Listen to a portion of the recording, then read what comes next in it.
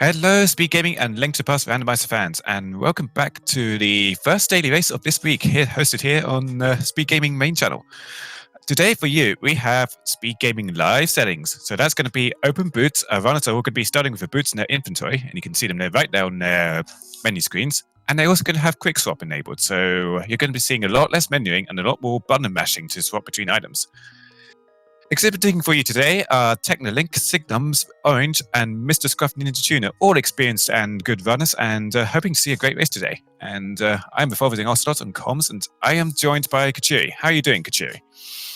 Oh, I'm doing fantastic. Going to be an interesting thing. If you guys are interested in watching some SG Live 2020, which is going to be happening in the middle of November, second or third week. We have all kinds of events going on. We do have 80 Link to the Past racers that are going to be competing for a prize pool that's currently over $2,000. So it's going to be fun stuff.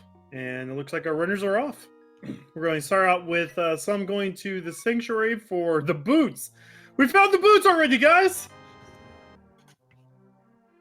Yeah, a big caveat to it. And not actually the boots, they're just a blank item that gets converted to a green 20 in this case. The item logic would not care if they were boots or not boots, because they could be anywhere. They could be found within bonk rocks, which would be hard locked by boots. Which is true. But this time it doesn't matter either way. It's just funny that they're right there. Yeah, but bonk rocks. Just don't want to go misleading anybody with that. And no, not misleading. All right, I was going to say bonk rocks was just a shield. But we did get a map check. It looks like Hera's a red crystal today. I know Eastern was a crystal, and I don't know what the Desert Palace was, but our runners are going to be abusing those bombs from the tree pool right now. Get some 50 rupees as well if they want to buy bombs. Now with boots... Sorry. No, I was going to say, with boots, a lot of runners have been adopting the Sarashula first method, since you can bonk into the back of his closet for 3 free items. But it looks like Scruff is actually going to be doing bomb... Hyrule, okay. Hyrule dungeon just with bombs. Yeah, looking much like a standard start for him, going in with his 10 bombs and clearing out the front of escape. We find Boomerang growing in the woods. And Technolink is farm. Sorry. That's not good.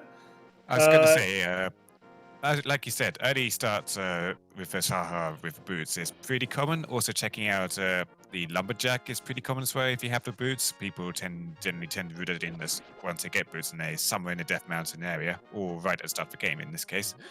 But we just saw that was a piece of art, so we won't be killing Aga for that. Yep. With the boots, you must also realize that there are some free bombs right next to the fortune teller's hut here in Kakariko. Technolink ran in and out of the fortune teller's hunt to get those bombs. He also found the bow, a green potion, blue mail, and a piece of heart in Blind's hut. That's a pretty hype Blind's hut right there. But that Dragonite is looking awful sickly now. It's this awful shade of grey, of green-grey. It's shiny. Yeah. It's a shiny.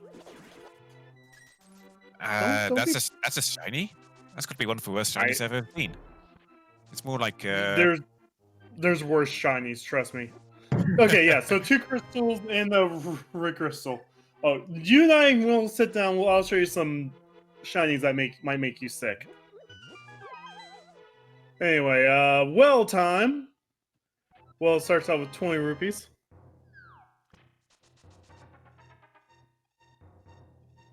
Some more rupees.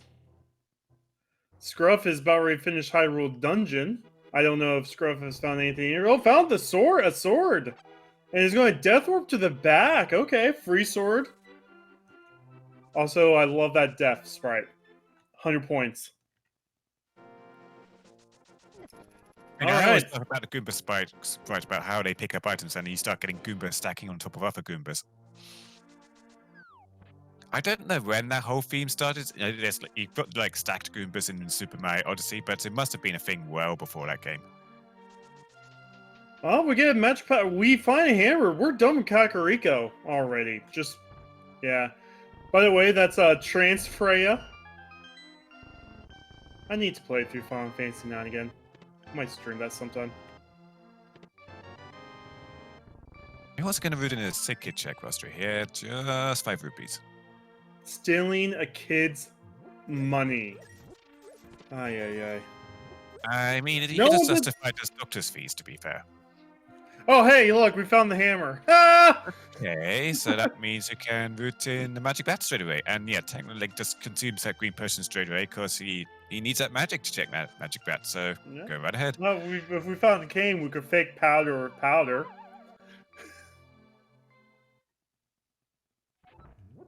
Okay, so Kakariko's been an interesting one this time around. If we find Flute here at Magic Bat, we'll be completely done with Kakariko after this.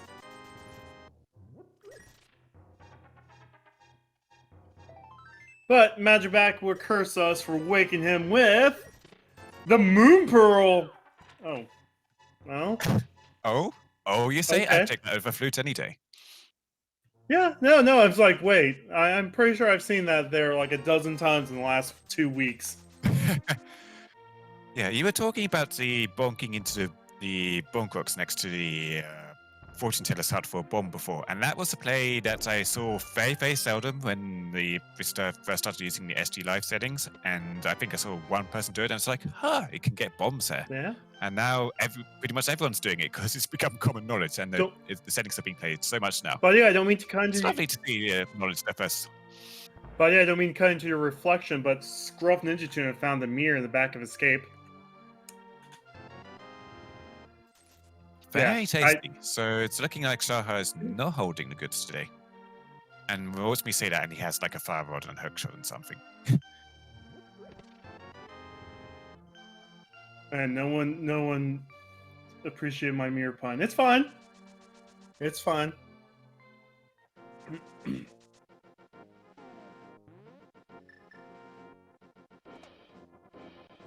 Anyway, so we got Bombos that were drowned. So Scruff is going to pick up that Bombos.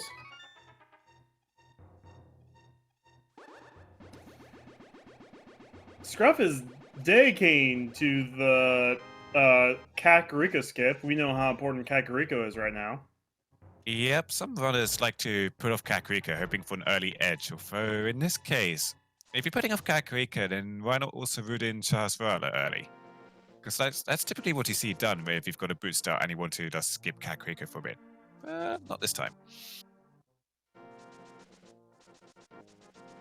5 items here in Mini Mulgrim Cave. We're going to get 20 rupees. 20 rupees. The Master Sword. A piece of heart. And a piece of heart. Okay, that's an acceptable cave there. Yeah, that could be first sword for a bunch of other runners who are not in Hyrule Castle, which is pretty much going to be only Signums at this point. But it depends where he goes from Link's house here. Yeah, he's going south. Okay. So no early Sahas yet. I imagine probably everyone will be heading that way very shortly because it is a crystal and you've got a bow. You can full clear the dungeon. All you just got to do is get for some dark rooms, and these dark rooms are pretty trivial.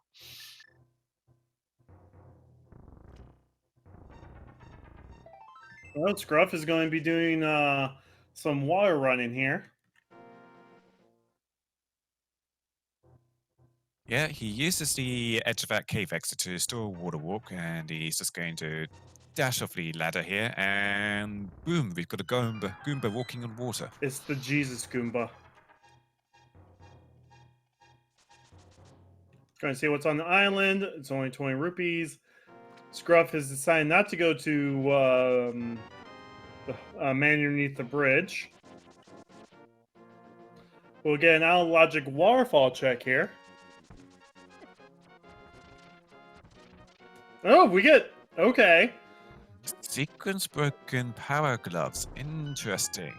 So, We have Dark World access between all the runners now, but that depends on where the flippers are. This could have been an Agus seed, but if like flippers is on Pyramid or something. Or probably even later than that, considering we got the moon pearl.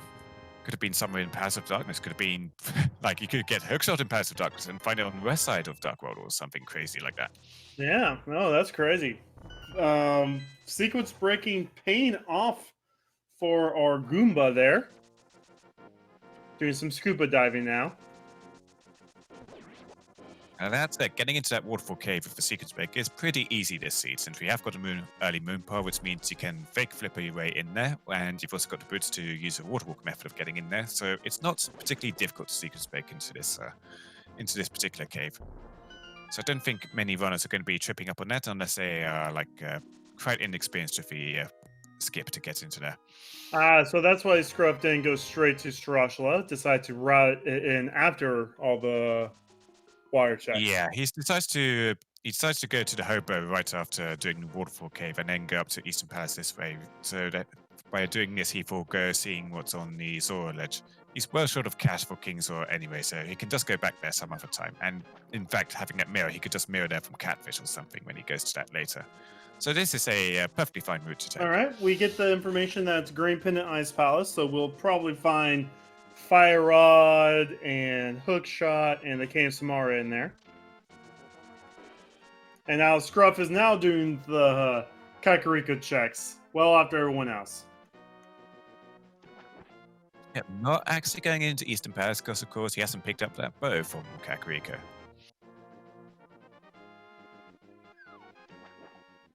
It looks like our next logical location would be that Eastern Palace. We could either find ourselves Lamp or Flippers in there. That will open up Dark World to us right now. Yeah, it must be best saying that doing Aghanim to get into the Dark World is not quite in logic yet until you find a light source, namely the lamp. Mhm. And you can, of course, clear Hyrule Castle Tower in the darkness, but that is really, really rough, especially on just 4 hearts and blue mail. There's a lot of stuff in there that's going to run into you and cause harm. Scruff is really doing this big Kakariko skip. Like, he's now going up Death Mountain right now. Like, my dude. Guy just wants to live a rural life, you know. He hates the urban environment.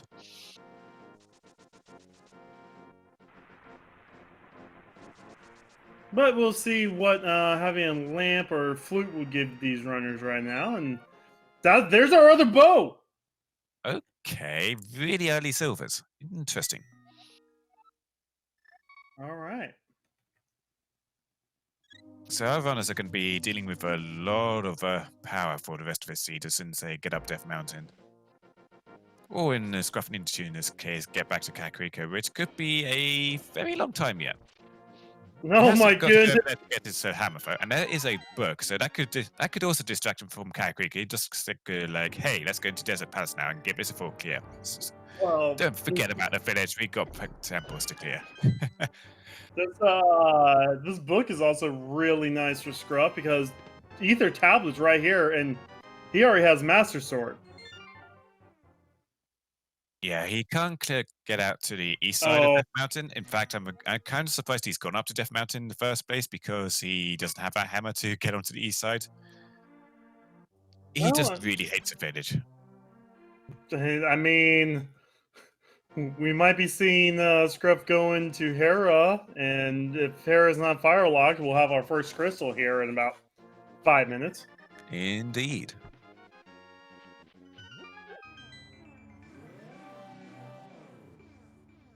And Signums is going to be our first runner in the Dark World. And this is out of logic because we don't have a way to get those gloves yet. And we get a map check. Other 5-6 crystal swamp.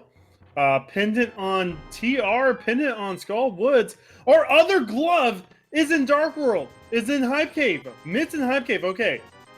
So it depends on... Oh my goodness. There's also like 600 rupees in Hype Cave. But depends on where those flippers are at, this could actually be a logical Agassi. And I don't think you'll see anybody doing Aga under these circumstances. Oh yeah, no. But it's just funny because of where that first glove was found. You had to find that glove to get to the other glove. Oh yeah, I always appreciate the opportunity to say to Agassites, I defy you. I am not playing by your rules. I'm playing by my own rules. You can stay in your tower, wizard. You can get in the other tower so that we can complete the game, of course, but stay in that tower for now. Oh, hey, there's a flute on pyramid. Oh my goodness. Okay, so that was our Death Mountain access. So the book is now in logic. No, the book's not in logic. What am I talking about? What is logic in this seed? I mean, at least one palace is a crystal, so we are going to have to find those flippers no matter what at some point. But you know what? Skullwood's Turtlerock are both pendants. We could be skipping Firerod here potentially. Yeah, no. We've got bombers for Ice Palace if we ever need to go into Ice Palace, and for the other dungeons. One of my favorite runners, Iris Thesis, during an SMC3 run, found her fire rod in the mini Helmstar room at the top of GT once. It was hilarious. Yeah, I have seen Firerod pop up in Jack Gannon's tower like once or twice before, and so both of those times there was a seed where you could complete it without the Firerod, but all those times the runners just found the Firerod instantly trying to find the big key. So I've never actually seen a seed completed without the Firerod. But there's potential here. Alright, so there's 2 items in here. We saw the first time was 20 rupees in the first floor that was cage. Scroll falls down the wrong hole! Yeah, it's a wrong hole because he's going to take a really big tumble here. Broke both of his ankles on that impact. We had to mute the sound for that. I'm sorry. Anyway, Link ankles? I don't know. It does have like little feet attached to their sort of like mushroomy stump thing. I mean, you have to assume they're walking somehow. Sheer force of willpower, maybe. Anyway, he's going to give another poke at the worm here. And I think that was a little poke, so if he's not careful... Oh, Scruff, that's the second fall he's taken now. Come on. The orange is diving Skullwoods. Pod is not bow locked. Well, that matters because we've got an early bow.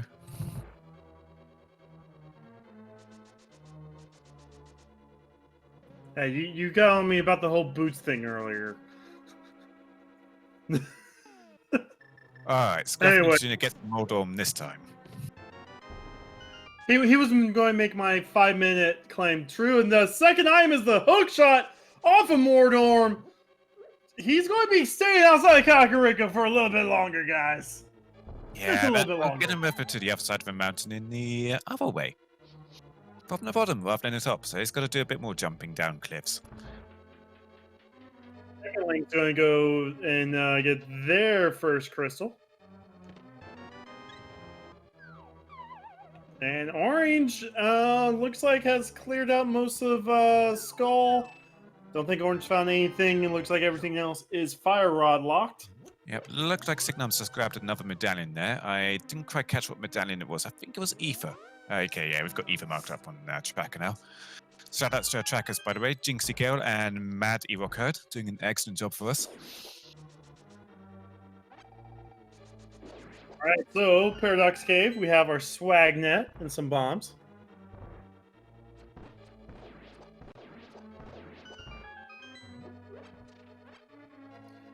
I mean, Scruff, you gotta get to Kakariko sometime soon, buddy.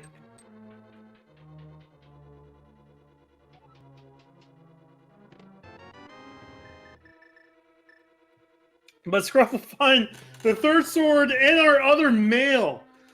Oh my goodness.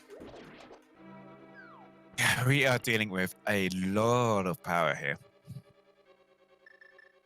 Although Scruff Ninja Tune is missing a few pieces, and none of our other runners are even thinking of Death Mountain right now because they've got dungeons to clear.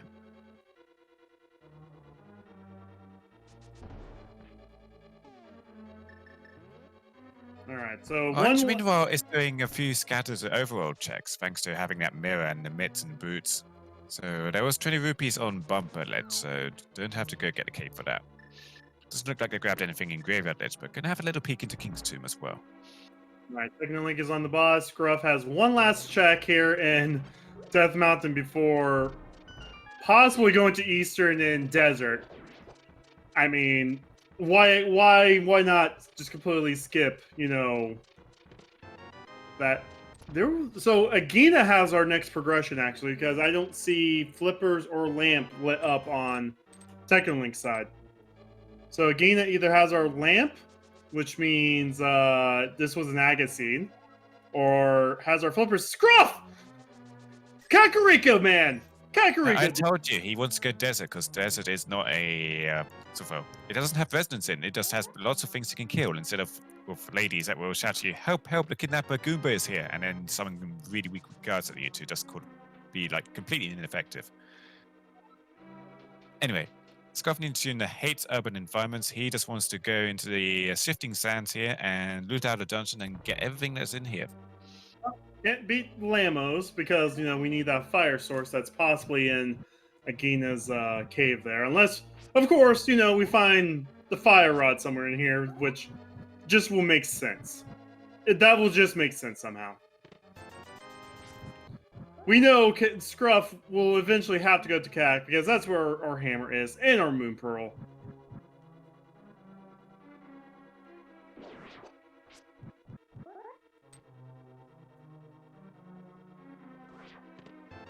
Alright, so our smaller big key will be on the torch. If it's the big key on the torch, small key will be in the big chest, and then we'll get at least one item on the right. So, Desert's so easy to route because there's only so many different ways it could be. And Technolink is going to give a little perk of this Agina now. Does he have flippers? So, this is going to be our most interesting thing here. Flippers, okay. Okay, so, this wasn't an agate seed. That's fine. It's just, not an agate seed.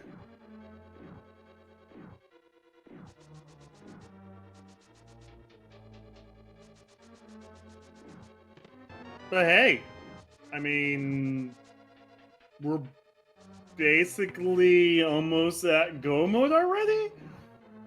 We just need the Rig Cane. Signums has left Palace of Darkness in Eastern Palace now.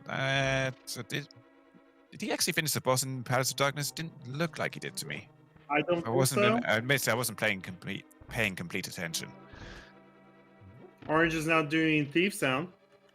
Yeah, I think we are... No, there's our Rig Cane. I think we're in no mode. We're on a 20-minute no mode. Yeah, I am just interested by Signums has left Palace of Darkness already. So let's talk about that later because we know where. Hey, Scruff, stop speaking to Agina. I did not know he even had that text. I've never seen anybody speak to Agina before, but apparently he talks about farts, which is quite appropriate. We're still missing a fire source for Ganon. That's it.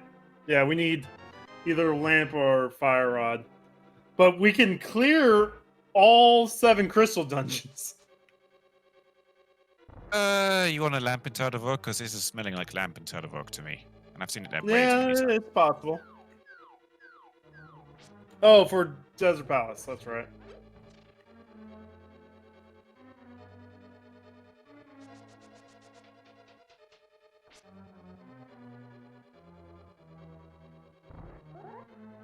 So, hey, Fast Shield in the Thief's Town Big Chest. That helps you with the upcoming boss. So we got Mitts from between Hype Cave and Waterfall Ferry. We got Kane in Thieves Town. We got Bo and Cac and Old Man. We got Flute on Pyramid. We have all 3 medallions. We got the mirror. We got flippers. We got hookshot. Yeah.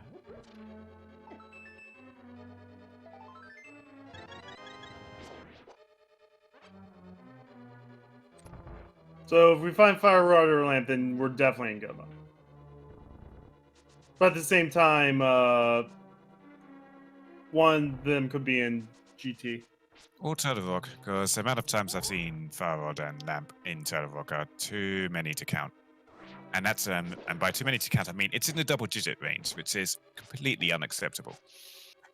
Well, it's not on PED. No, neither of them could have been on PED, but Imagine Ped's checking dead. pedestal before Kakariko. Just imagine.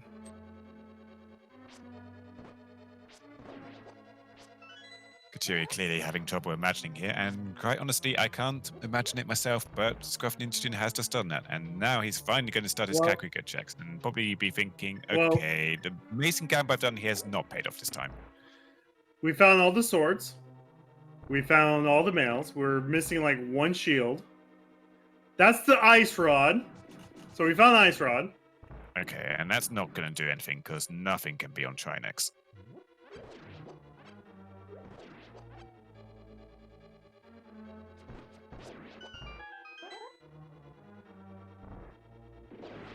Not in Dig Game. Dig Game is just a piece of art. Scruff is about ready to get silvers here and red mail. So we'll get to see what red mail Goomba looks like. It's probably red. But more importantly, he gets a silver ass, and oof, they are tasty. Hey, yeah, that's a pretty red Goomba. Just imagine if they made it look like a mushroom, like from Mario. As far as Mario lore goes, I think the Goombas were like traitor toads to the Mushroom Kingdom, so they kind of like shrink a bit in stature and get angry eyebrows. And I think that's about as far as the lore goes, because, you know, Mario lore is not really a thing, but hey. Returning the Hammersmiths together gives you 300 rupees. That's a big payout. Oh no, he's going for chicken clip now. And the chicken kind of clips through the wall and goes back into the room again. Not quite your usual chicken clip, but at least it doesn't soft lock him. Chicken clips can cause complete disaster. Beware.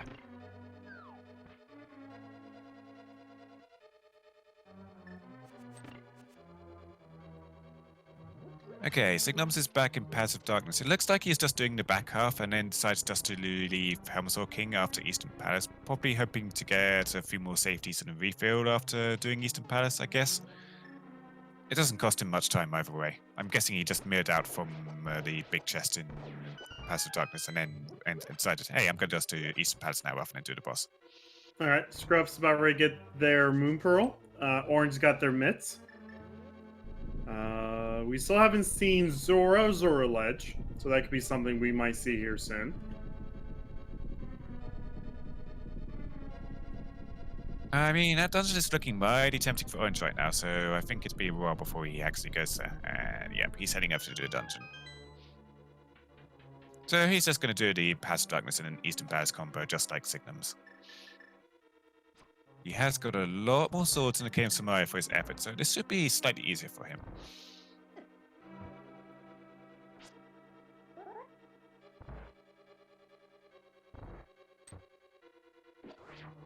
Alright, so I think Scruff is about ready to go to Village of Outcasts.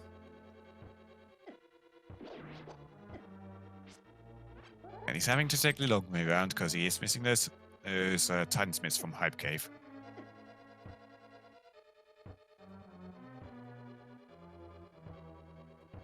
Considering he's having to do this, there is potential that he's going to waste a bunch of time in Skull Woods not finding anything. Which I believe of our runners, only Orange has been into Skull Woods, and that's why we know it doesn't really have anything. But no, he's putting it off for now. Feast Town Crystal is looking like a more enticing play for him.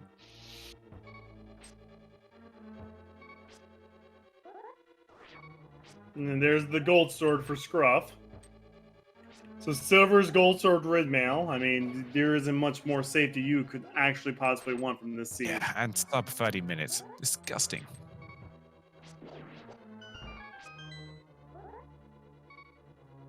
Too bad that doesn't do anything for blind.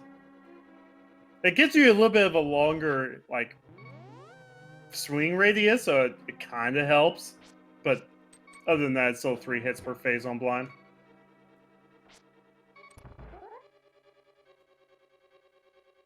Yeah, it is quite possible that Scruffington will still run into blind a bunch of times and kill himself. It's unlikely, but it sometimes happens. Oh, 6. Taking a death from a fireball there. He's worth 200 points. Because Goomba's worth 100 when he dies. I mean... He's actually taking the save and crit out of Palace of Darkness. Yeah, I guess he just wasn't feeling confident about the dungeon and decides to go to Eastern Palace first before the pod boss. And as we saw, it's just killed him, and he's going to have to come back another time. That hurts Signums a lot. It's going to put him at a pretty big time at disadvantage now. I mean, I don't think Signums wants to focus on that when it's dark rooms he has to get through, which I'm pretty sure he had issues with getting through those dark rooms. But we do have the flute.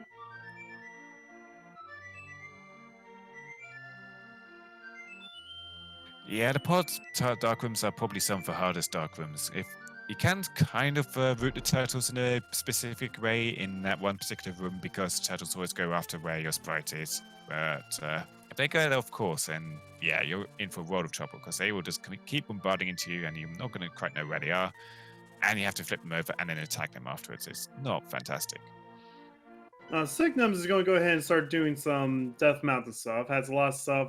We know Signums will find the red mail up here, plus their second sword.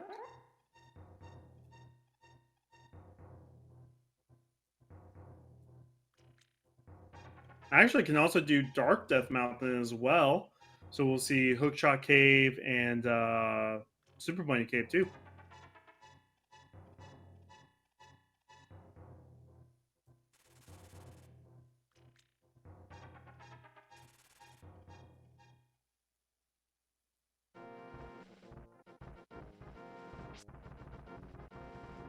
Technical Link is now approaching blind to him, and it looks like he's going to be the first 5 runners with their second crystal, with any luck.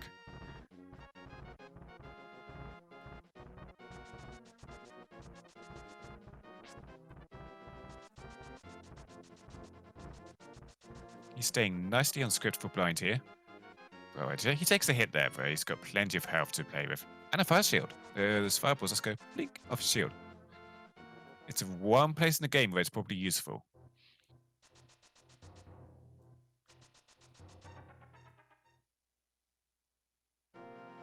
And there we go, second crystal for Techno Link. Although Orange is not far behind, they're just going to have to go to their Armor Knights now. Unfortunately, it's still not Silver Armor Knight, so it's not going to be as quick as it possibly could. It probably takes like 6-7 more seconds. It's a really big deal. Anyway, there's Orange's second crystal. And Scruffin and Tuna bringing up the rear with the first blind coming up on his end. He's swinging around a big sword of butter, and that doesn't help him on blind at all, because no matter what sword or weapon you use on blind, they always do the same damage, as Kajuri mentioned earlier.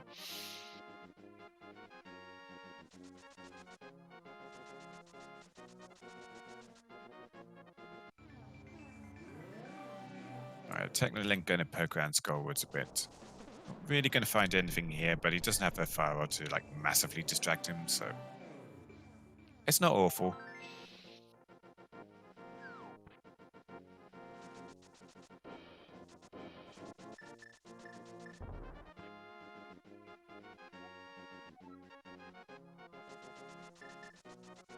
And Orange making theirs dip into a Passive Darkness straight after Eastern Palace. Hopefully should have a bit more luck than Signums did here. Still doesn't have a fire source for the basement, but does have a little more health to play with. And of course a Tempered Sword, which will help like kill the turtles. Because if you're attacking a turtle with a Fire Sword, it still doesn't kill them in one hit after you flip them over. But the Tempered Sword will kill them in one hit. You still got to flip them over and not have the other turtles all bombard into you and take chunks out of your HP, so it's not ideal. But he should have a slightly easier time of it.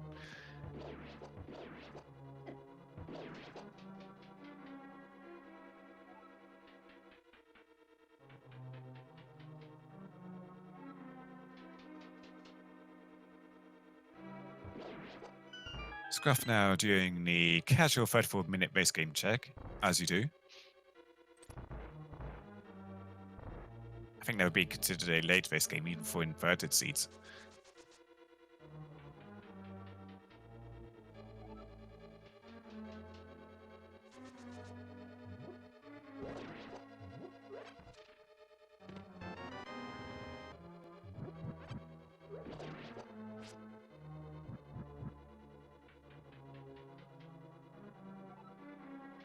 Technolink peeks at the bumper lead source, sees that it's 20 rupees like Orange did before, and is actually going to root in the Lumberjack now. Okay. I was wondering what he was walking north there for a second, but of course he hasn't checked Lumberjack, and he's in the perfect spot to do it now, having that mirror. He could be heading up to Death Mountain here, or he could commit to his Dark World checks, because he has got the Graveyard Legend Kingston right by him. And I imagine he probably will do that, because isolating those is painful to return to later. We know they're not going to be anything in there, but still, if you want to root this in at any point, now would be the time to do it, unless you are just committing to putting this off as long as possible. But he could definitely head up the mountain now afterwards if he chose to.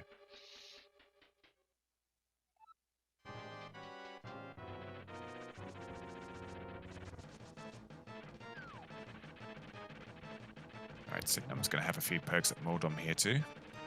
Actually going to smash his tail a bit with a hammer. No risk of poking Moldom with a hammer, you just got a slightly less ideal hitbox to hit that tail with. 3 hits takes it down, and that will be Signum's second crystal.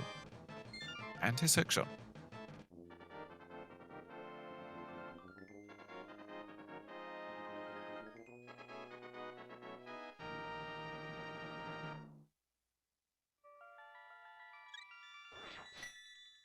So that hookshot won't get him over to the east side of the mountain, because he's already got the hammer for getting over to the east side of the mountain, so at least he's going to get his Master Sword over there. And won't have to rely on the hammer quite so much. Alright, looks like Scruff is going to go ahead and do Swamp. 6 items up for grab. Full clearable. A lot easier with the Gold Sword as well. Yeah, it's a long dungeon for, especially if he commits to the left side. He's got the diver down glitch available to him if he wants to check out the left side, so he can save some time there. But this could potentially be a go mode swamp, and he could just go straight to the back and not worry about anything else. But we do need a fire source. It could be popping up in here, because this is a dungeon now. It's not locked by fire in any way. I'm still thinking Lamp's going to be in Turtle Rock, because that's just like natural location for Lamp.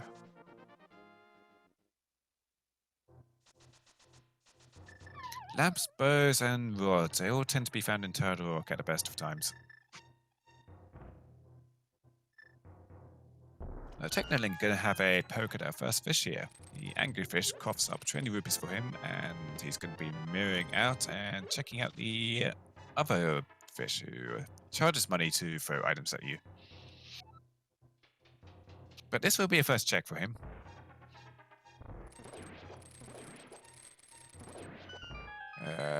We didn't quite catch that on the cropping on Technolinks, but I'm pretty sure that was rupees on the Sora ledge, but it's really unclear.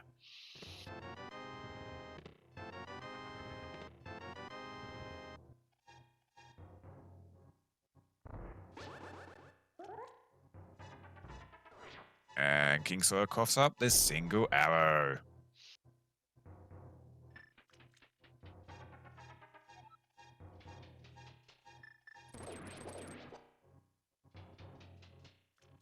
Probably the most spiteful things you can pay 500 rupees for, just one arrow, no more, no less. And I think he's already maxed out. So that single arrow just gets kind of left by the side and not picked up at all.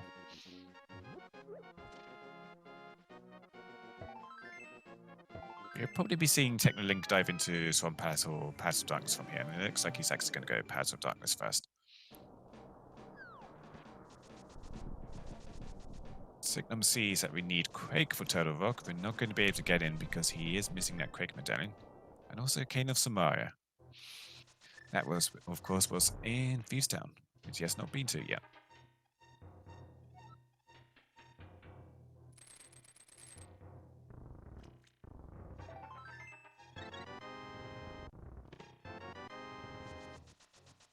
Now, there's a cape there in Super Bunny Cave. We don't need that cape, but it's a handy invincibility item for bosses that maybe prove a problem to you.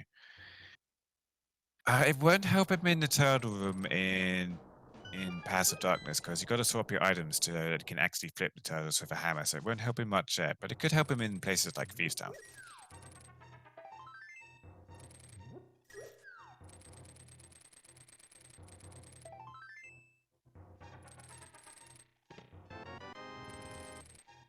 There's our third shield in Hookshot Cave. It's just second shield for Signums, but assuming he goes to Thievestown sometime, he's going to be carrying around a big old mirror shield.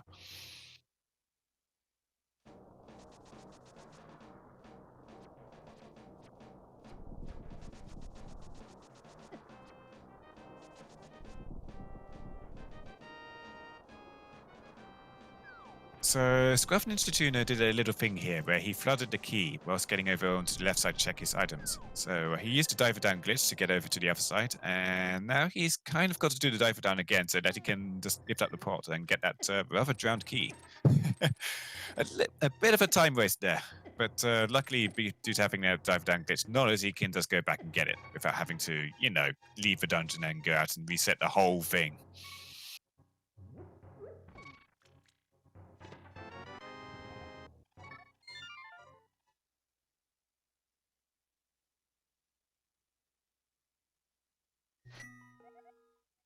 Owned a third of our runners to get that fruit on the pyramid.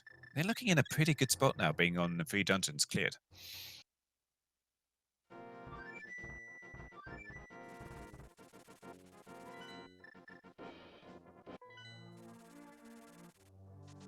Lacking that hookshot for Swamp Palace, they are also going to route up to the Angry Fish.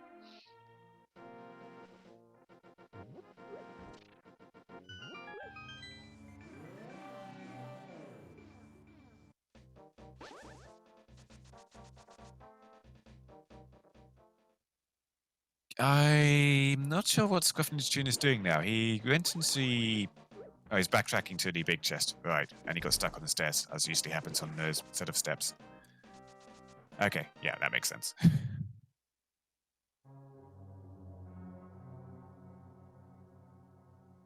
So we're seeing a lot of duplicate diver downs from Scruff Ninja Jr. here. He does it once to get the chests here, and he's like, "Oh, biggie, got to go back and get that."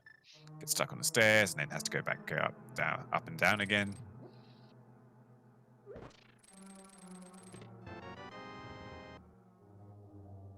Gets another potion in the hidden chest here.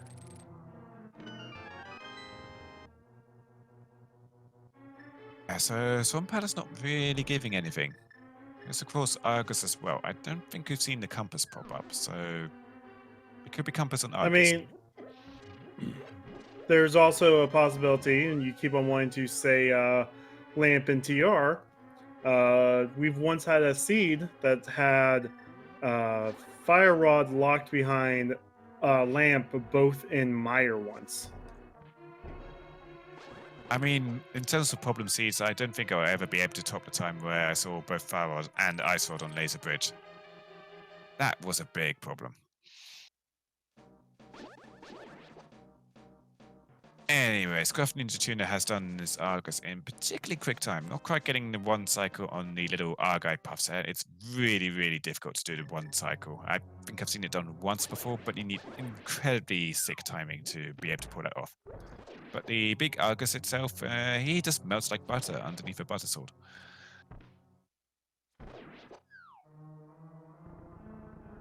You know, it's real nice having the fire rods to one-shot those Gibdos and Skullwards, but you know, you can just shoot them with a silver iron instead, and that will also one-shot them.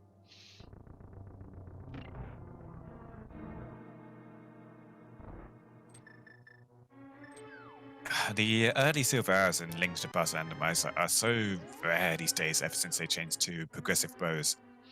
So there's two bow items in the game. One of the items is going to be, well, in older versions, one of them would be the bow and one of them would be the silver arrow. So you could find the silver arrow somewhere and not be able to use a bow. And I think that's still the case for other randomizers like ZM, Z3. But in Link to Past Randomizer for a while, the bows are now progressive. So it doesn't matter what you find first. Whatever you find first will be your ordinary bow, and the second one will be your silvers. But that does mean that having silver arrows available for most of the seed is a lot rarer these days, and I think that's kind of unfortunate.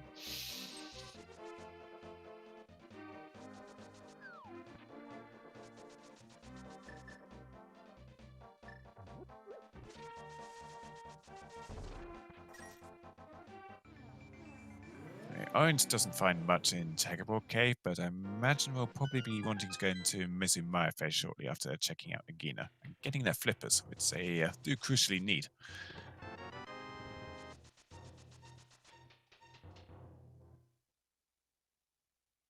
And Scruffy and Tuna actually going to do the big bomb already.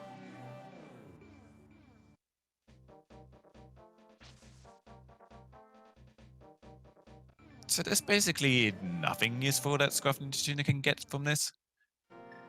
Let's have a fire source. Potentially, but I think it's unlikely. But yeah, actually, considering the 5-6 crystals from Palace and Tower of Hera, he could actually get a fire source from this.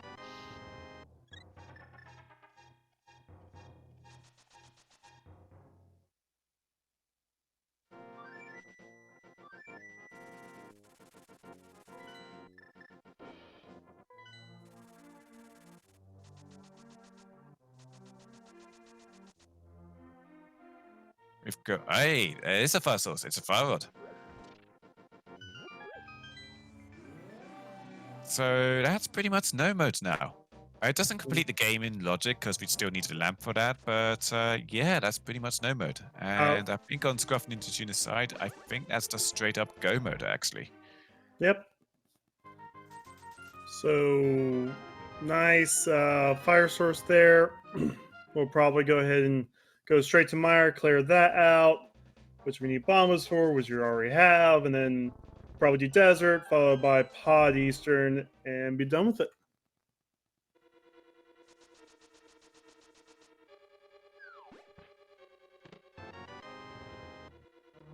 Remind me where that hookshot was. That oh yeah, that hookshot was in On Moldorm.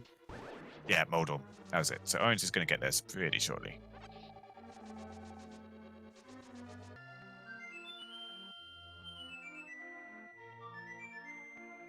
And we get an audio swap to Scruffy Tuna just in time to hear the last part of that flute song. Some people call it the Hyrulean national anthem. I don't get it because Hyrule doesn't really have any choirs of any note to actually sing it. But for some reason that statue is holding a duck inside, and the duck is somehow the strongest bird in existence and can carry Link over to all parts of the world.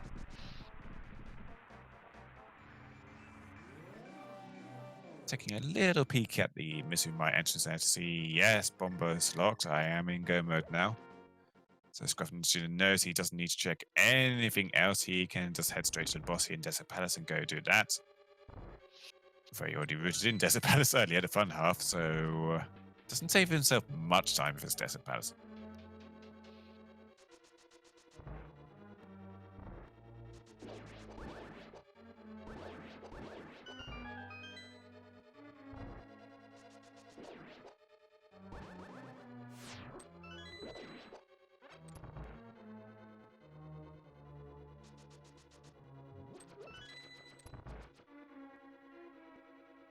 Signum's getting into the back of Thiefstown now, and Scruffy approaching Desert Palace boss, and Orange starting their Tower of Hera climb. So Orange himself will be not in go mode. He will have to go to the Swan Palace first and get that fire rod from Pyramid Fair to be in go mode, but they're looking pretty close to it, and they will be certainly be in a good spot for it.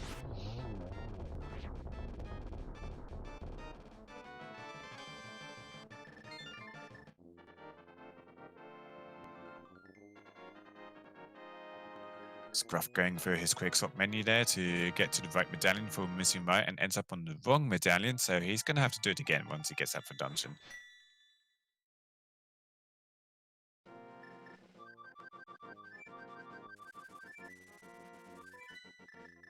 With another quick swap back to the flute, of course, because you have to get back to that Dark World portal to get to Missing Mire.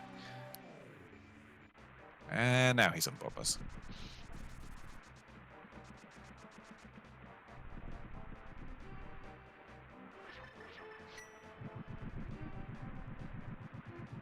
And making further use of that quick swap there to change to the hook shot whilst he's stuck in the animation for this bombless medallion.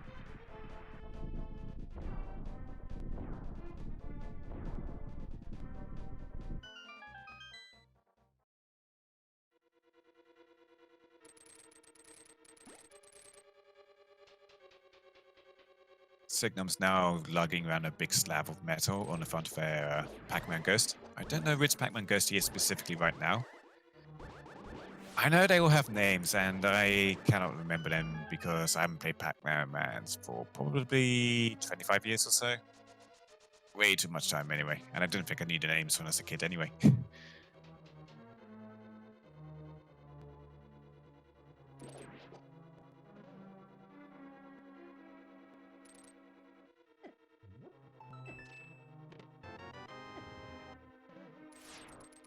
Yeah, Orange's going to clear out the rest of Death Mountain before going to Swamp Palace, which is a perfectly fair play to make because there's so many items over here. And he is, of course, looking for that fire source. The lamp has to be somewhere, right? Yeah, he won't be able to go into Turtle Rock to check it because Turtle Rock is Craig. So if it's lurking in there, he's not going to see it. Yeah, no, we're 50 minutes in and we're in go mode for Scruff. And so don't forget to give all the runners, including Scruff, a follow. And yeah, putting on a great show for the viewers today. And as chat was pointing out, that early Moldorm routing has done him a lot of favors here, even if putting off the rest of Kakariko wasn't that great. However, if he had gone to Kakariko and then gone to Death Mountain sooner rather than later, he could have done this quite a bit faster than he already has done. But this is honestly looking like a really quick seed so far. Possibly a sub 75. I've also got to say, really favorable pendant, so you didn't have to go into any of the pendant dungeons, and two of them are the longest dungeons in the game, Ice Palace and Turtle Rock. So that is quite favorable.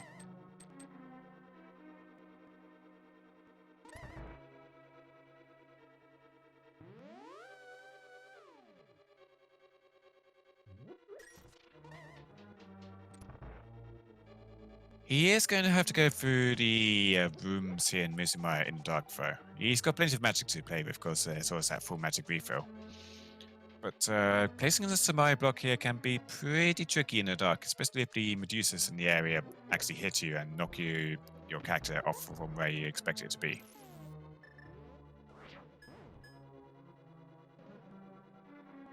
Actually using the ice rod there for some reason, I think to help position himself in the room and know where he is.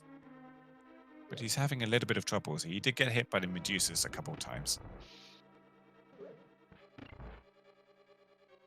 Okay, sounds like he's got it.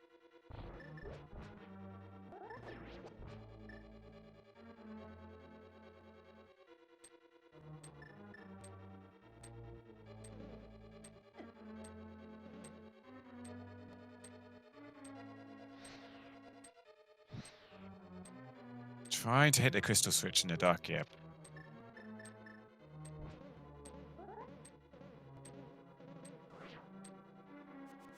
We've got the sword activated. I don't think it's called a Medusa. I think it's called something else, but it activates when you hold a sword out. That helps you position yourself in the room as well, and that lets him hit the crystal switch. Getting a little low on health, though. Yeah, he's going to powder these antivirus here to restore his health. But the crystal blocks aren't letting him do it. So going to have to do it on this next trip through.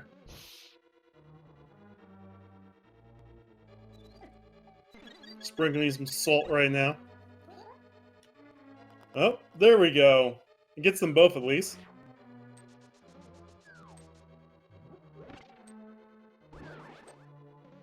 I'm really interested to know where that lamp is, though.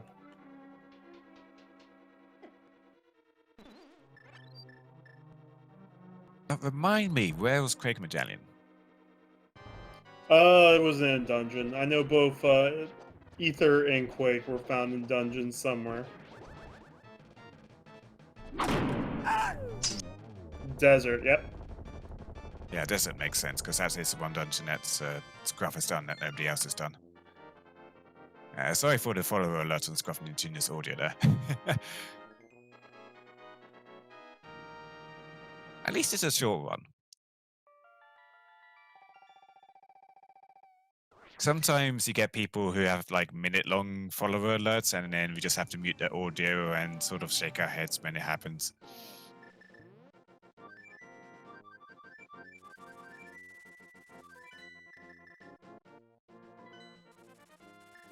Yeah, Scruff is on 5 crystals now. He's just got to do his pod and Eastern combo, which pretty much everyone else has done way earlier in the race.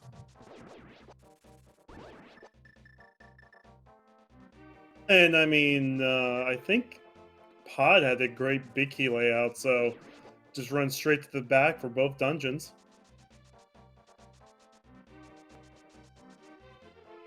Yeah, there's a potential for a lot of times to be safety in pod since you're in go mode already. Orange is still going to be doing a full clear from Palace. They've got no choice. They're not going to get their fire source in here. They're going to get that on Pyramid Phase, assuming they do Pyramid Phase right after.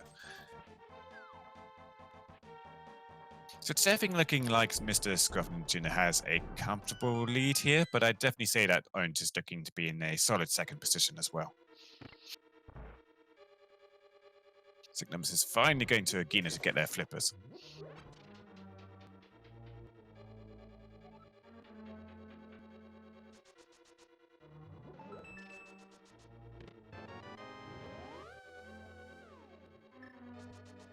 And Technolink is also finally himself taking down Mordorm and getting that hook shot. And there was a couple angry swipes from him. I don't think he's too happy about that hook shot. I imagine many runners wouldn't be if they were putting Mordorm off until 56 minutes finding that item before items up here. Talvdar Hair is just one of those dungeons you can just knock out really easily and quickly whenever you feel like it. So if it's locking a big item like that and it's just available to you the whole time, it's not a great feeling.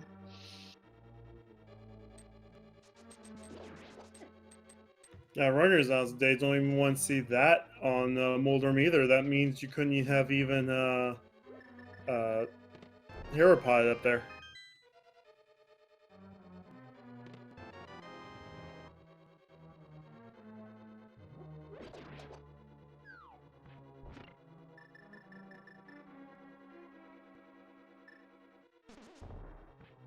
Alright, Scruffin still looking for that big key.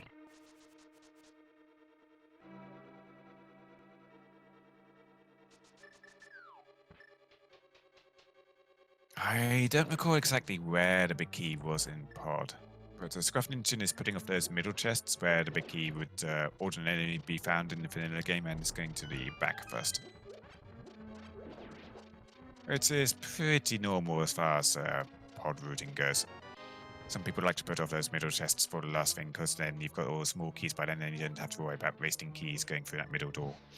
Well, there's actually a meta game you can play with the pod key logic here. So it depends on like how many small keys you found in the front. You can figure out where the other small keys Oh are at. yeah, and I've seen that bite runners way too many times to be fair. So it's not a game I like to see played. It's a game I've seen where people have like, okay, I've got all the stuff in here in the dungeon, I can leave now, and that's literally cost them a whole tournament. Just to give you an idea of how bad it can get.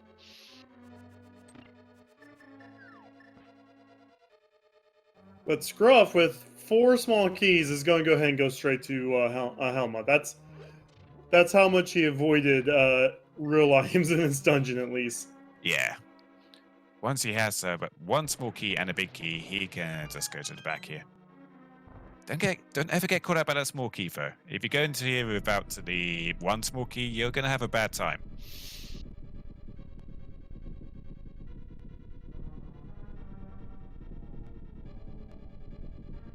Orange is going to go ahead and do left side swamp.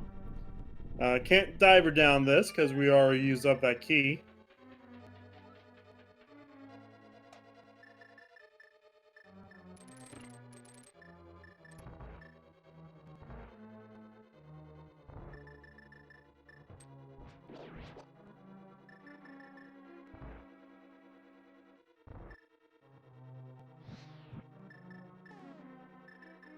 Scruff Ninja lights up their torch to see where all these nasty turtles are. And with Gold Sword, it's just like butter. Now we have Purple Dragonite on top left.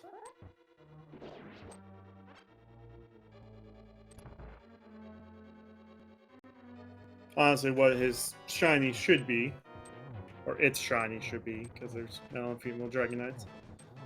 Like in terms of Pokemon shiny sprites, the only one I know is Red Gyarados because that's the only one I ever saw as a kid. Oh And yeah, I mean that's the give me one. That's the give me one though. Of course, you also It's bait. should know. It's complete bait. It tells you that they exist and that you're going to waste hours and hours of your life trying to find rare shiny Pokemon that have like a 1 in 8,000 chance of appearing. Anyway, Scruffman's Tuner gets his crystal. All he has to do now is dive into Eastern Palace and get his last crystal, and he'll be on his way to GG. I know it's meant to be Shadow Dragonite, but still, that's what his shiny should be. Not that weird puke green shiny we have in the games.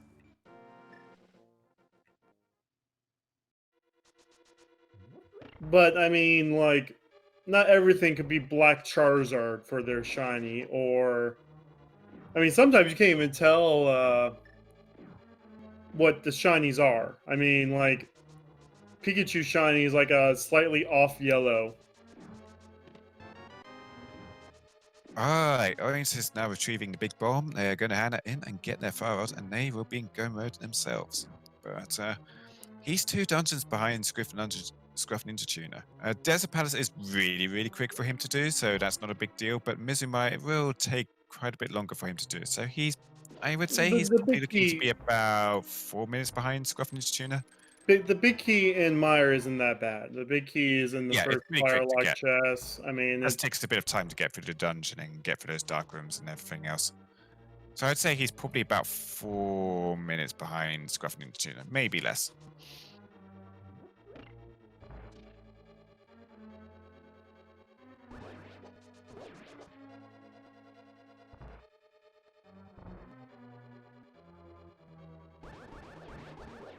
Alright, Orange Fire Rod is now the second Fire Runners in go mode. Gonna go straight to the Desert Palace in my area.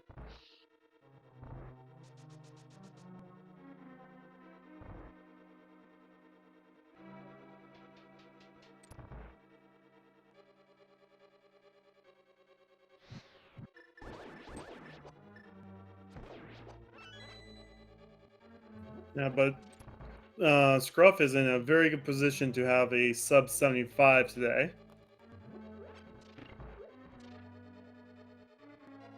He's going to have their final crystal here in about 2 minutes.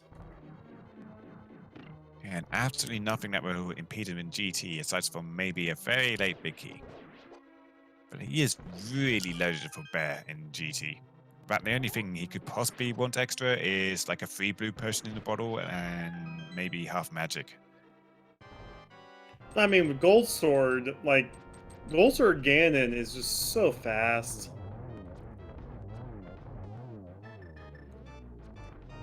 Especially Gold Sword Silver's Ganon. I mean, his first 2 phases take 6 hits apiece to get through. And then you just have to hit Ganon 8 more times your sword and land 4 silvers after that. Oh, hey! Professor stealing my number! No, we're not playing the game now. Professor stole my number. I'm not playing the game now. I'm still playing the game. What game you talking about? The Ganon's Tower Big Key guessing game, of course. I'm not playing If you want to take a guess at where the big key is in Ganon's Tower, enter a number between 1 and 22 in chat. Mod Salty, that other person stole number. Mod Ah, salty. you can't be salty. Not until we start playing the game officially when the in the SG Live tournament starts.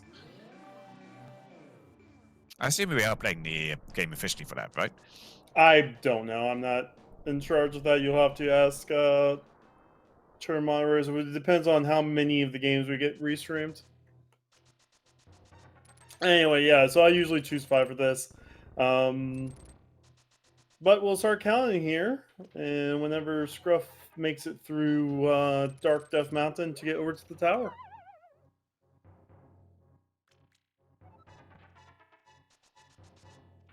But this has been a nice fast seed.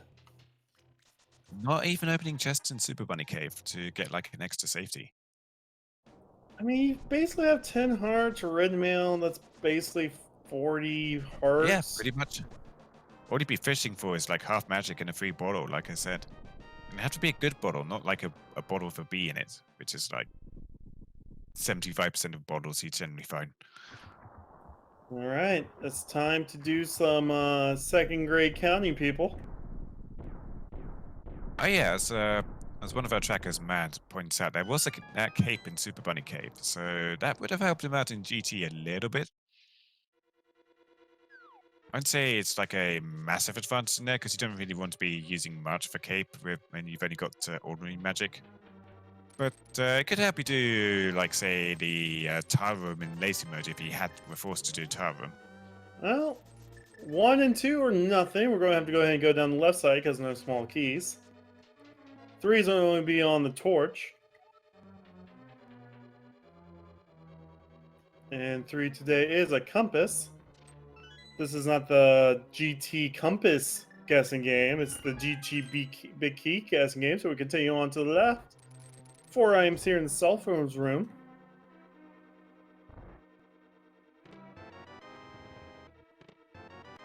Well, there's another safety item, the Cane of Burner. Orange also cleared out Vitreous. 5 is nothing. 6 is a small key. And then we look at 7, which is another small key. We're going to go ahead and go on down to the firebar room for number 8. Yeah, Orange is unfortunately far enough behind Scruff and Tuna for him that if he decides to go to right side in GT first and find a big key there, Scruff and Tuna will already be over there by the time Orange will Well, I get there. mean, So like we're not going it's to be really going. difficult to make up time here. Like the only way Orange goes straight to right side is if Orange goes left first, which I don't think Orange is going to do. Anyway, I do see Dark Magician and Pink Magician strats a lot more often these days than, say, a year ago. well, that's what I'm I saying. don't know what It'll Orange have to himself be specifically does. they'll have to go down left side Dark Magician to do that because there was no keys on the right. Anyway, so randomizer room. Yeah, straight Dark Magician is just going to the left first into the that room and then going to the right. But whatever. Well, there's a bottle of red goo here in randomizer room, so that's a decent safety to grab, and there's a big key as well. All right. So that was 12? 12 or 13? I don't know. I miscounted because I miscounted. I think it was number 12. No, number 13, because we got the chest in the fire snake room. Yeah, it was 13 because it was the last chest in the random room. So did anybody guess unlucky number 13? Or lucky in this case? Looks like we do have one guess. Usaka in chat. Congratulations! You get the opportunity to keep watching this pretty fantastic daily race happening here on Speed Gaming. For those of you joining us late, we have got SG Live settings for it's a copy of our upcoming tournament for Speed Gaming Live. So our runners have got a open mode with a boot start straight in their inventory, and they also have quick swap enabled. These are settings that you will see replicated in the whole SG Live tournament, which will be starting in November. We've gone through all of the qualifiers for the tournament, and we've got our runners picked out, so all that remains is for the actual tournament to be played out. And that would be hosted here on all of the speed gaming channels 1 to 5, possibly even 6 on some days. We have to see.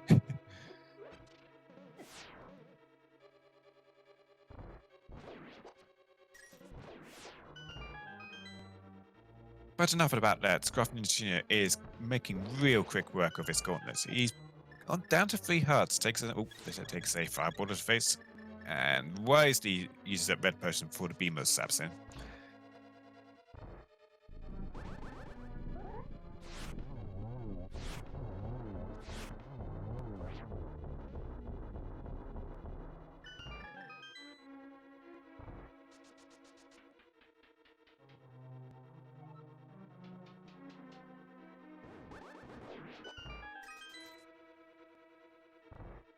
Just making usual use of a Samaria to one-shot all the Rizrobes in these rooms.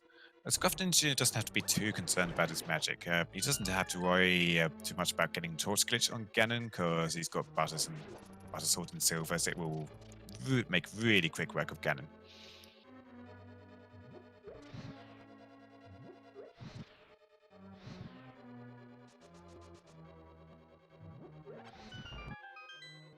He has got a large refill available to him if he decides to go for that, but nope, he's just choosing to save time and go straight up the stairs.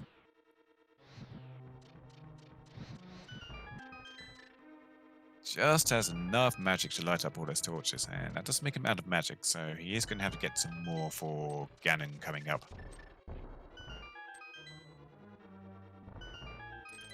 Luckily, there's a full refill available in this room, so he's just going to grab that and be on his way. Not even checking the chest there for half magic.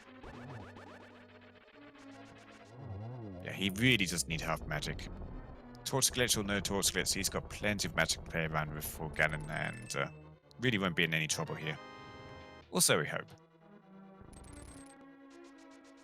He does open up Moldom's chest though and gets the Uncle Bombs, a pack of 10, unique to the randomizer. Because if you were playing standard mode and the game decided that you're going to get bombs as your starter weapon, the Uncle hands you 10 bombs.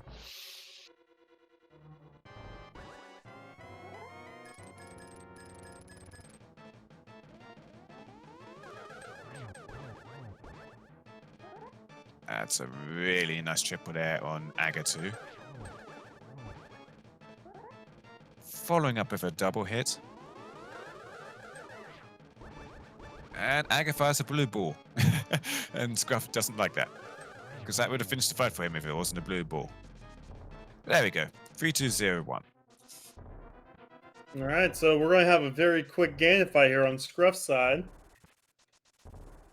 Again, 4 phases. First 2 phases are done with 6 slashers apiece. So Scruff is going to blaze through them. Oh, we found our final bottle on the right side, GT. So we found all the bottles.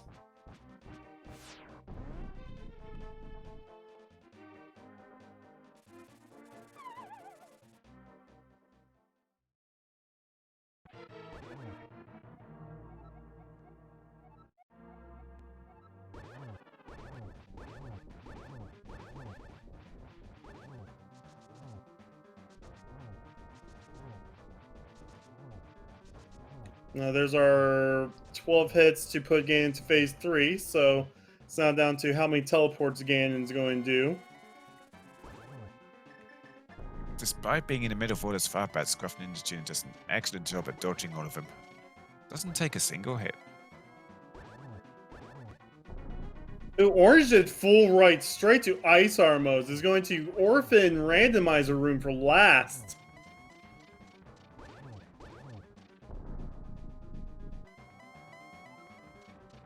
Alright.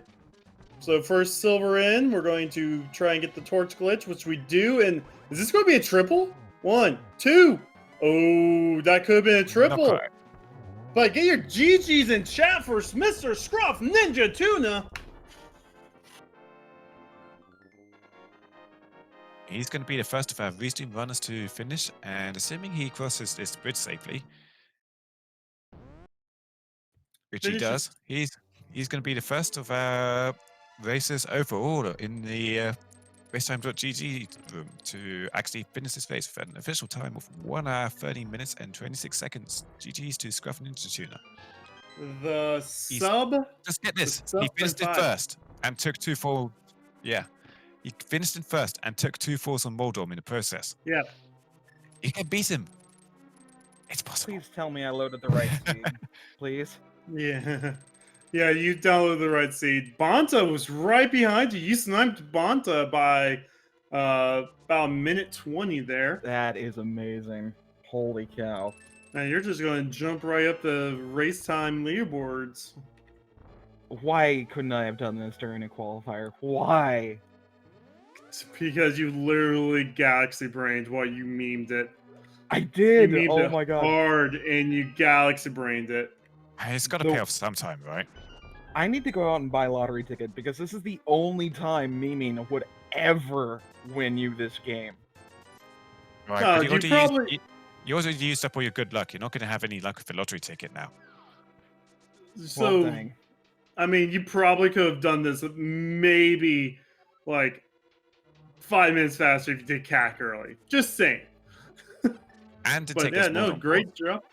I'm still going to point out those 2 Moldorm falls. Yeah, that Moldorm was just being mean.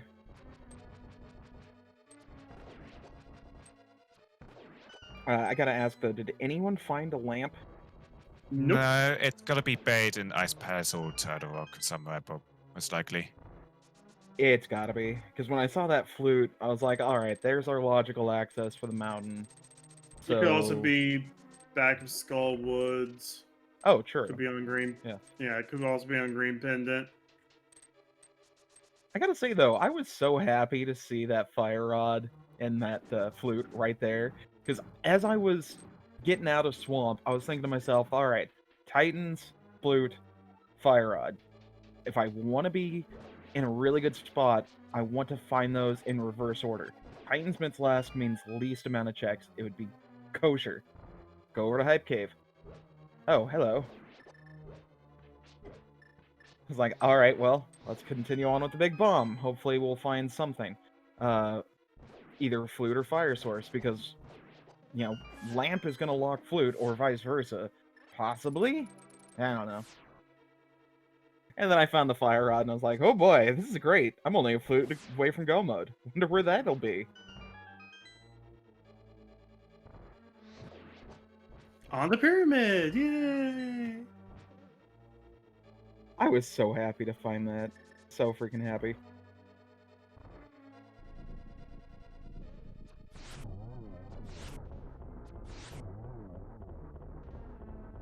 And I don't think other ones have found anything that you didn't find, aside from Ether Medallion, which was useless, and a Myth Shield, which is, you know, additional lag frames, so also useless. Yeah, additionally useless.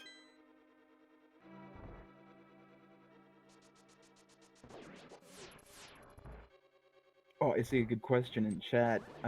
No one used the shovel, did they? I Nope. don't think so.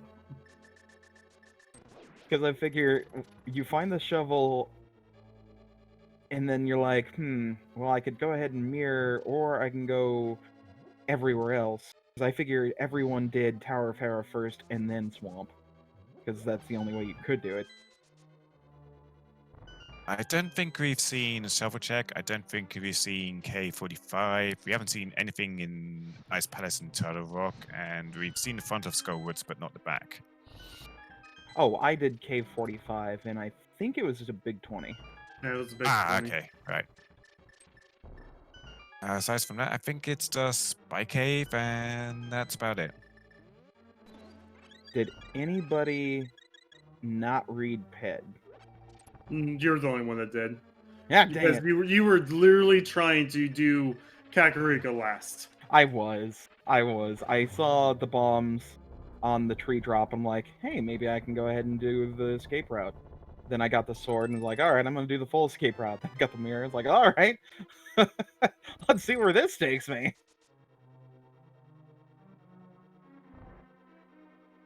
But yeah, getting the glove led me up the mountain. Freaking hook shot let me go over to the east side. I cannot believe that the flippers were in that area. Like, the logic of the seed, if you played it logically, it would have been such a pain in the butt. Not really. I mean, you found the You were either missing flippers or lamp for your first glove, and that was about it. And then it was a Gina that was going to give you either one. So Gina gave you Fair. the flippers. It wasn't an agate seed, but if a Gina gave you the lamp, it would have been an agate seed. And either way, that would have linked everything together. Still would not have appreciated going, walking all the way to Agina and then walking all the way to Hobo and then walking everywhere else. But thankfully, I didn't have to.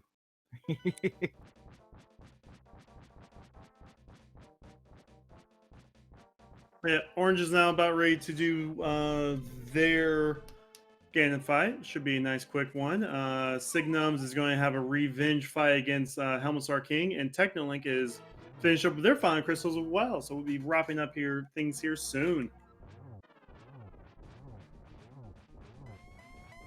That is the plus here. Not only just beating Bonta finally is going to be like the only time I ever will, but putting another win against Techno under my belt.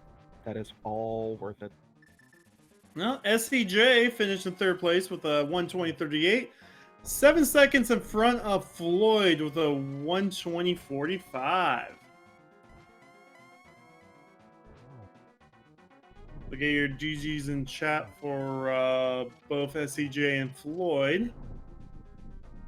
Bonta's just left an interesting comment in the race room. Save and crit right before grabbing a crystal. Pipega. Oof. That actually brings up a good question. Do you have to fight the boss again, or is the crystal just sitting there? No, you have to fight the boss again. Ooh, If you don't pick up the crystal.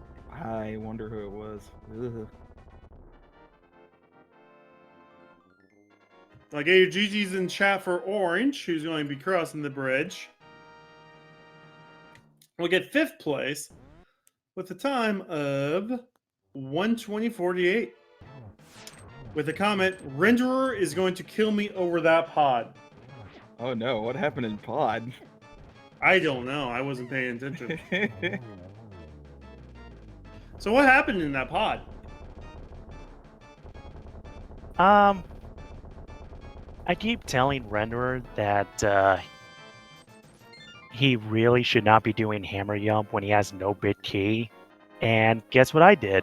Hammer Yump with no bit key. Oh no. Why would you do that, though? Derp. Because he's a silly. Good interview. All right, let's... We're done here. It's really as simple as that.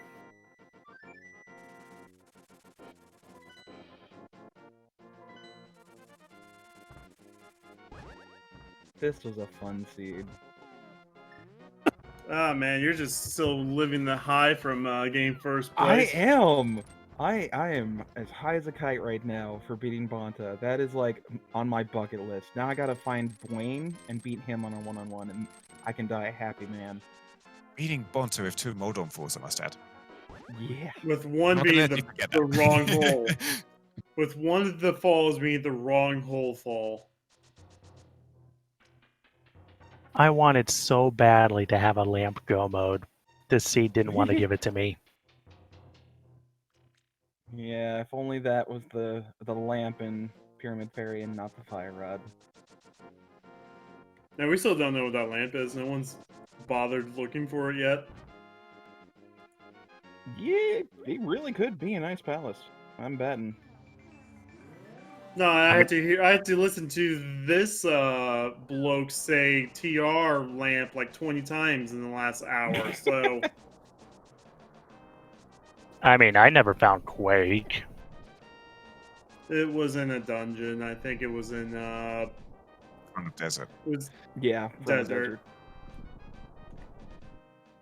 Kira was thinking I was going to use But this that guy's totally exaggerating. 100%. Of course, it could have also been on Moth, because you didn't need Lamp to get to Pyramid Fairy for that fire rod. I mean, there's still a lot of locations it could have been. I mean, you only did 127 out of 216 collection rate. That is an all-time low, gotta say. I Very mean, impressive. anytime you do a sub 75, that's a record. Yeah, I think this is actually a PB for me. I mean, if we're just gonna call it open boots and not open boots with quick swap. Yeah. So, do you know if you qualified? I'm not sure. How many entrants are in? How Well, many it'll be- people are going to be qualifying total? Well, I think there is going to be 80 runners overall, with some spots reserved for ticket holders. So, I mean, if you don't feel like you qualified, you could buy a ticket still. I don't know if there's still any left. I'm not in charge of any of that, so. As long as, well, I'm guessing there's going to be more than 16 ticket holders. I think I'm. Well, there's only going to be 64th place? 16 ticket holders. They won't sell any more than that. Oh, sweet. Then yeah, I should make it because I'm ranked 64 in the qualifiers. Taking a look at the Well, you also got to taking a look at remember. the challenge rankings. It looks like you are going to be in tournament scruff. You are in rank 2 in Group L. In your group is Tito, Hydropower 78, Trips SC2, and Sir Linkalot. That's according to challenge. Is I don't that- know. If has they finalized it yet? I was just about to say I don't know if it's finalized or not. That's just what I'm seeing right now on the challenge page. So there's 20 spots that's reserved, 16 for ticket holders, and 4 for foreign tournament winners. So like the French tournament, the German tournament, like if you won one of those, then you're in for free. But I don't know if they finalized challenge yet. But it also depends on how many ticket holders there are. So if you're 64, if you want to guarantee you're in the tournament, you need to buy a ticket, man. Yeah. Still need to go sell something on the streets. Wink, wink.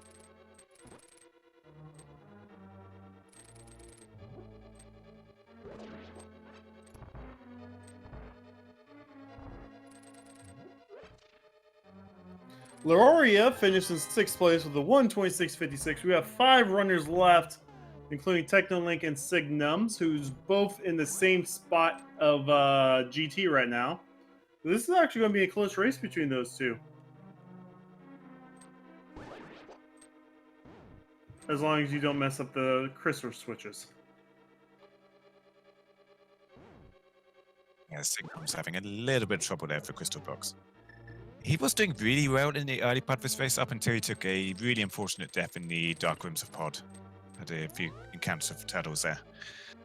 And after that, he just chose to leave the dungeon and come back much, much later.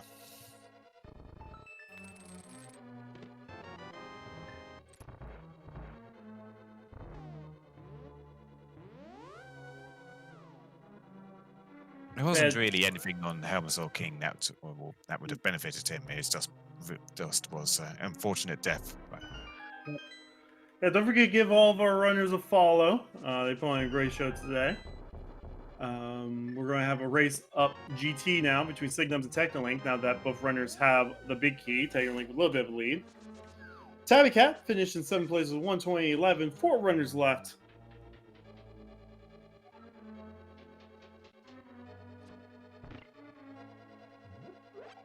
Anything else you guys want to add? Nah, this is super fun. Thanks for That restreaming. bid key cost me sub 120. Yeah, no, so why did you do the full right play? That's how I usually do GT. Dark Magician all the way.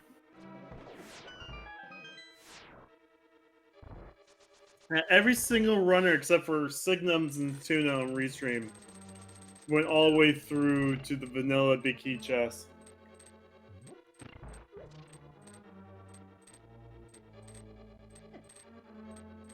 Insane.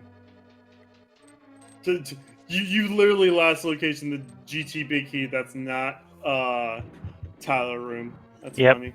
Number 21 for me.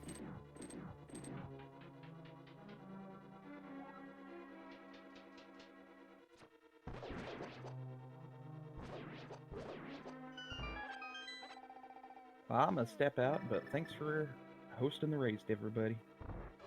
And thanks for joining us. Bye. I think I'm gonna bow out too. Thanks for having me. See you later. Have a And great again, one. GG's on the win. Don't forget to follow these runners. And speaking of our runners, we currently have Technolink and Signums in the same room right now. Signum's just a few seconds behind Technolink, so this is going to come down to, ooh, there is a sword difference between our runners. Signums never did Hyrule Dungeon for the sword there. I just want to point out something interesting about those Firewall kills in the Stalfos there. So Signum's hit his Stalfos directly with a Firewall shot, which is, overkill with most things.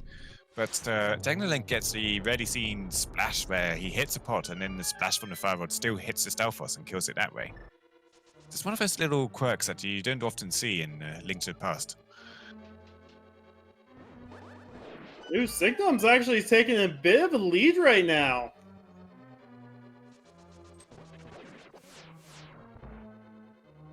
Yeah, it was later going into that into that Lambolus room, but got out of there quite a bit quicker.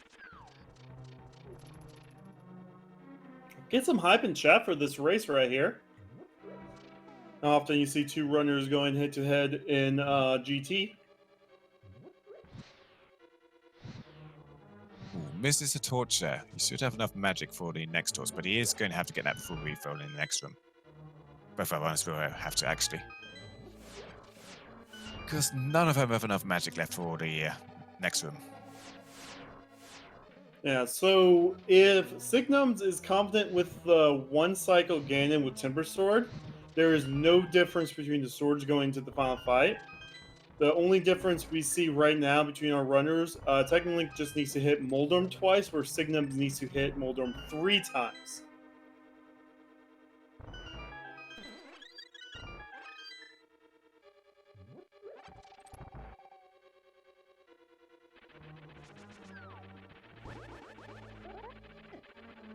Technolink losing a little bit of time here in the refill room by accidentally getting bunnied by the bunny beam. So that makes up the difference between 3 sword hits and 2 sword hits on Moldorm here. Now, Signum also got the Tempered Spin. But Signum's will be the first one into the Aga fight. We'll see who gets to finish Aga on the bottom left side. We saw both runners mess up getting the kill on that phase when they both could have. It's entirely up to see who has better Aghanim 2 geometry today.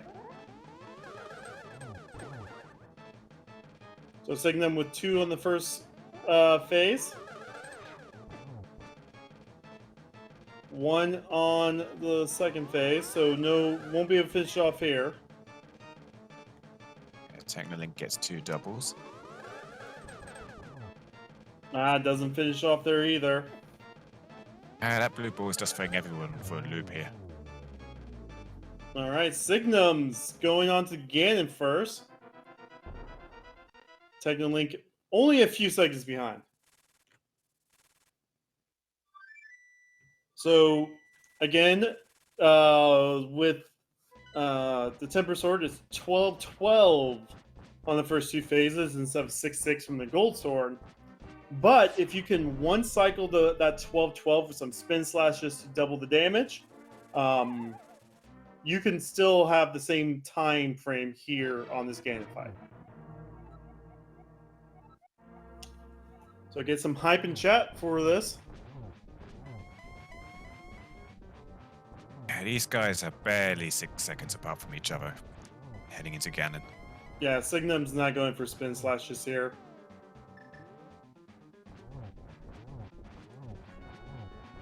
He's got that Cape equipped, so he's in a really good position to just do really safe hits here with his Tempered Sword. So he should be able to do this in one cycle without any problems. Yep. Yeah, there we go. Yep, so Technolink almost missed the first hit there. We are now going to do the 4 hits to trigger phase 4 here. Gold Sword advance has put Technolink slightly ahead now, but only by like 2 seconds. Going for a double Ooh. hit here. Not quite.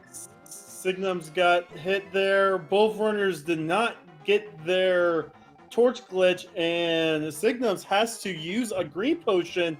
That could prove costly because Technolink just finished. Here, GG's intact for Technolink.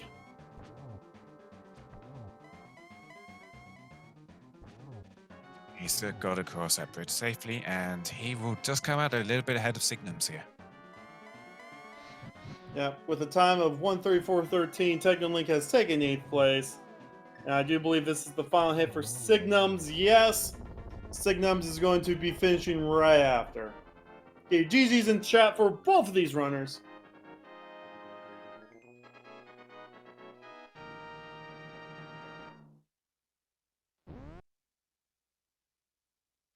And Signums finishes with 1:34.37. That was an amazing race there at the very end.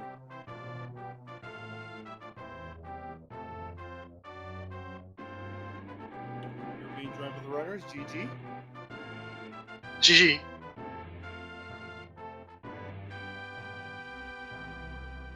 So making it nice and close there at the very end.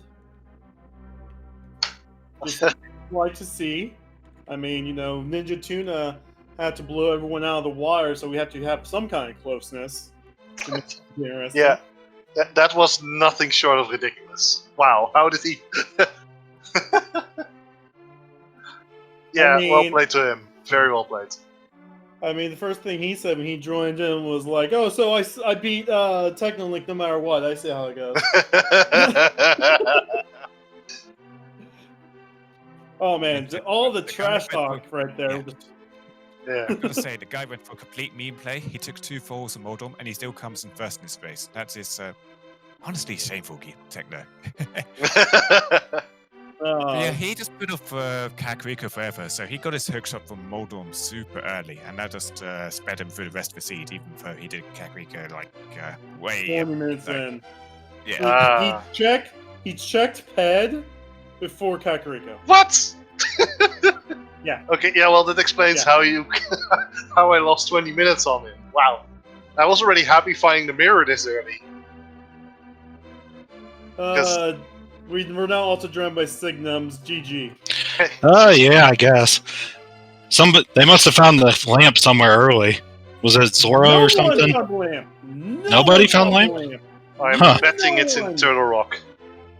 It's in Turtle Rock, just in the lava chest or something. It has to be. It quite often is. It could also be in Ice Palace. It could be in Spike Cave, and I think It can't be in Spike Cave. Maybe the Shovel Tech too. Yeah, that was so fast. I figured somebody found that early and didn't have to go looking for the fire rod. Yeah, well, it wasn't in Spike Cave. That was 5 rupees or something, or 3 bombs, and the shovel check was 300 rupees. So it's definitely not there. Huh. It could also be the back of Skullwoods. We haven't seen that at all, but back of Skullwoods was unlocked when you get into go mode anyway. So it could also be on Green Pin to turn in. I mean, it's everywhere, but not in our seed. We haven't found it. I was so happy with my Dark Room movement in Hyrule Castle. It felt so good. Those dashes. and then suddenly, Mr. Tuna finishes casually. That's what he does. Well, at least he didn't do it during the qualifiers. Well played, everyone. Well played. But that seemed awfully fast for that, then. Yeah, that was a very fast seed. If I'm... I don't... I'm pretty sure I am reading the collection rate of Tuna wrong here. 127 collected? Yep. 127, yep. Well, he memed everyone. He did Kakariko at 20 minutes.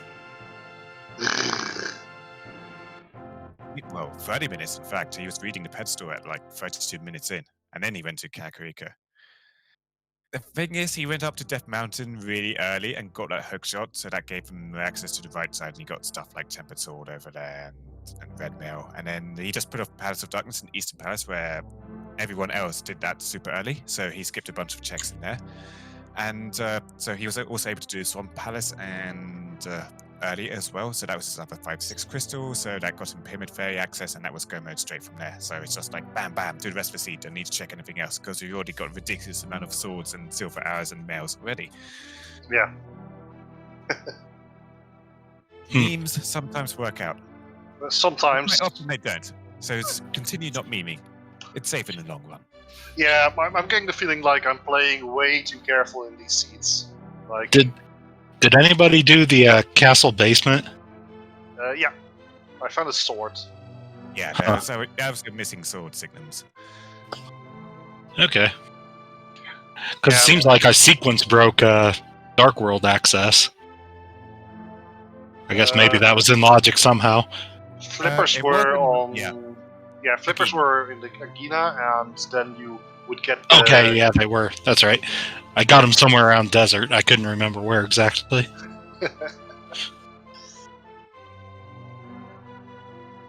Yeah, we were either going to find Flippers or Lamp on there or King Zora. And luckily it was Flippers, so we didn't need to do Aga 1 at all. I actually went back to check Zora. Do you want to know what it was, or did you also do Zora? I- Yes, it, yeah. I didn't It do was Zora. it was the single arrow. Yeah, The 500 most rupees. expensive arrow in the game. It was a good arrow. It definitely made short work of some mimics, but yeah, well, GG. hmm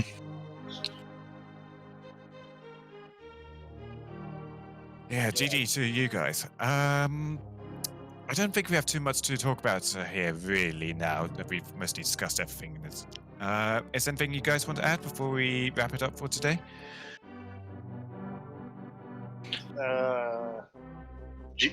Not much actually. I'm already happy with this time. It's good time. 134.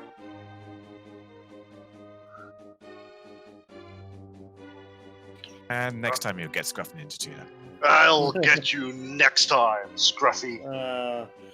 So, it looks like we're wrapping things up here. Do not forget to follow all 6 main speed gaming channels. Look out for SGL Live 2020. We have more speed gaming stuff throughout the days and the weeks, and all the tournaments coming up here in November.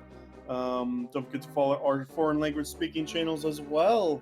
And yeah, support us however you feel like. And I've been Kachiri. I've been revolving Ocelot. Tracking for us today, shout out to trackers again, were Mad Ewok Herd and Jinxie Gale doing an excellent job for tracking for us. If you want to see more Link to the Past action, our next daily race is happening tomorrow at, I believe, 9 PM Eastern, and that's going to be Inverted Ambrosia, which sounds absolutely disgusting, but at least you can have a guaranteed sword for those bosses, so maybe a bit more friendly than regular. It's going to be our first restream of that game mode because it was just thought up earlier, like last month. Played a few seeds of it. It's interesting. It's still inverted, but hey. But yeah. We've got more Hollow Knight Rando Lockout Bingo Tournament happening here on the main channel. That's starting from 7 PM Eastern, and there's going to be 2 games of that back to back. And we've also got the Pokemon Red Any Percent Tournament happening on Speed Gaming 2 at 6 PM Eastern, and the Super Metroid and Link to Past Randomizer crossover weekly race happening at 9 PM Eastern. And do check out the channels throughout the rest of the week. We've got plenty of SG Live stuff happening. For instance, we have got some Ocarina of Time Randomizer happening tomorrow on the main channel at 8:50 PM. So do check that out. And plenty more besides that happening on all the channels. So stay tuned. But for now, nothing's going to be happening. So take a break, enjoy the rest of your day or evening, and we'll see you later today on the channels. We made the Triforce Speed with all you guys, and have a great one.